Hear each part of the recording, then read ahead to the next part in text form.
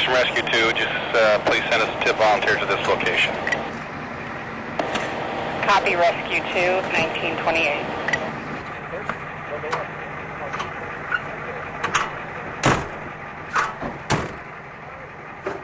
Can you tell me what happened? My grandpa got sick in the garden and fell down. Wow, that must have been really scary. What happened after he fell down? My mommy told me to call 911 on the telephone. Did you call 911?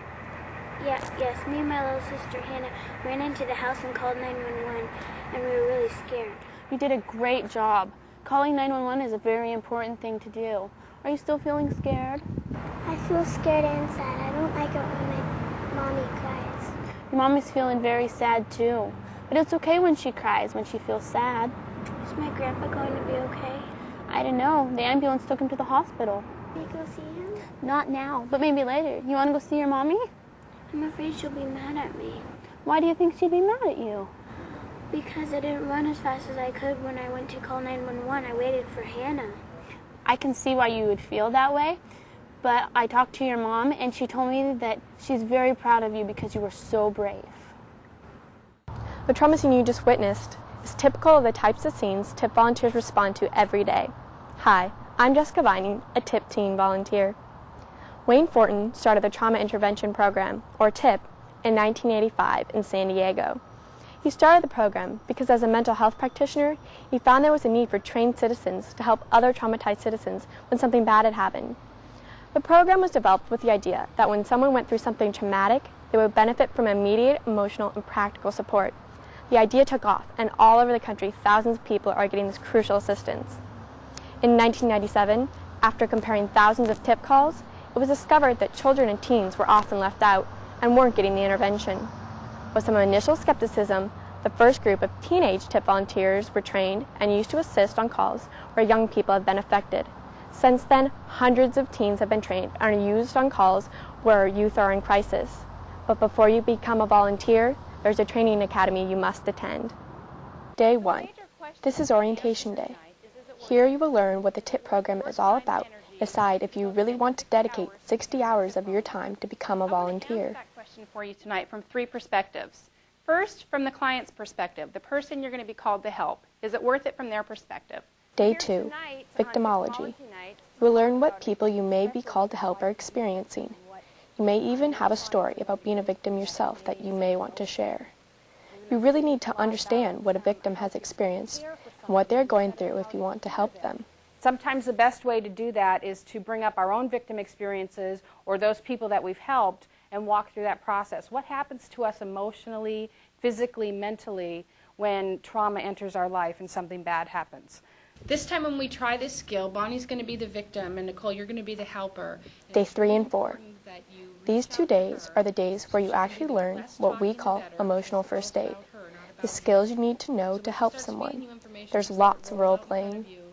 You may experience emotional ups and downs yourself. Many people do.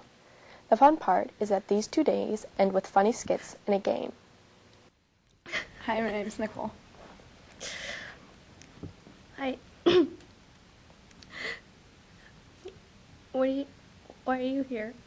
The fire department called me to be with you. You want to tell me what happened? My name is Mark Hansen. I'm a lieutenant with the Portland Fire Bureau, and I'm here today to talk to you about how to work effectively at the emergency response scene. Day 5 is all about learning to work with emergency personnel like the police and the fire department. This is a great night because there are several really interesting guest speakers. You need to dress appropriately with comfortable shoes. Don't wear sandals because there will be a significant amount of water on the ground. Park away from the scene and walk to the command area and check in with the incident commander. You've been so kind. I want you to spend the night with me. Day 6. We are going to do street smarts and make sure you are aware of how to keep yourself safe. There are boundaries and rules to follow. See how the no is a straight no. So we don't want to get caught up in saying I don't know or trying to fluff it. That was very good. Can you borrow me $5 to get gas in my car so I can get to the hospital? No. All I need is $5. Sorry, no. Can you give me a ride to the hospital? Nope.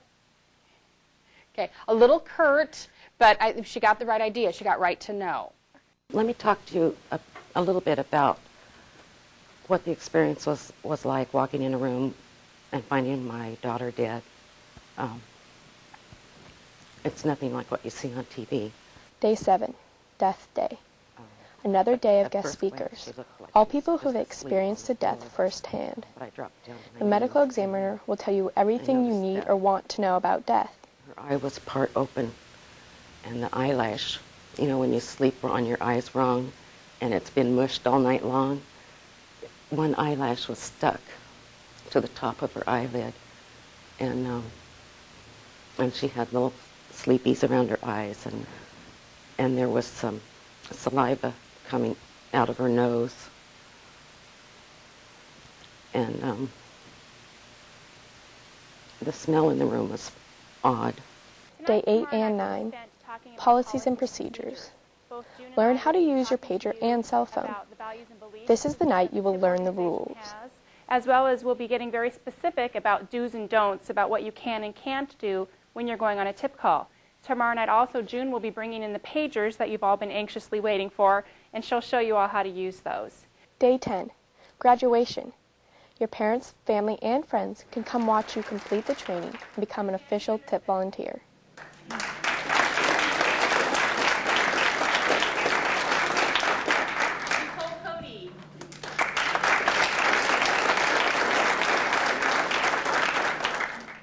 It seems like a lot of work, doesn't it?